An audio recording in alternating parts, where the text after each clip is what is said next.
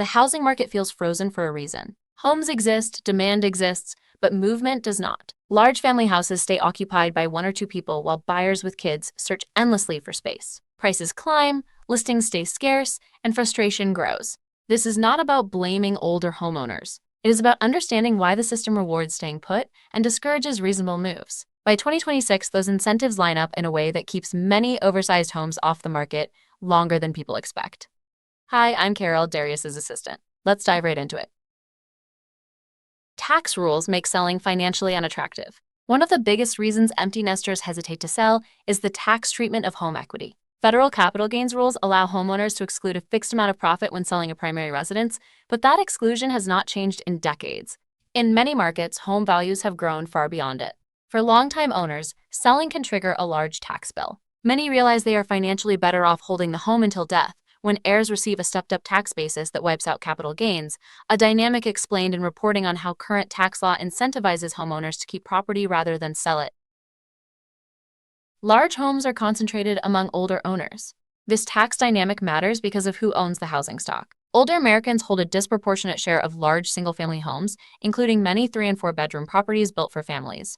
Housing data shows that older Americans control a large share of family-sized homes. Redfin found that empty nest baby boomers own nearly 3 in 10 large U.S. homes, about twice the share owned by millennials with kids.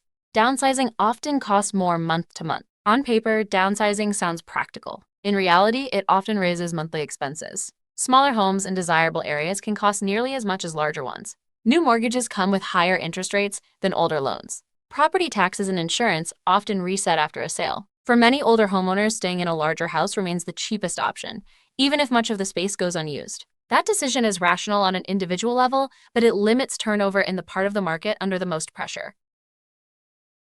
Limited movement creates a chain reaction. When larger homes do not come up for sale, pressure spreads across the market. Families stay in starter homes longer because there is nowhere to move next. Renters remain renters because fewer homes open up.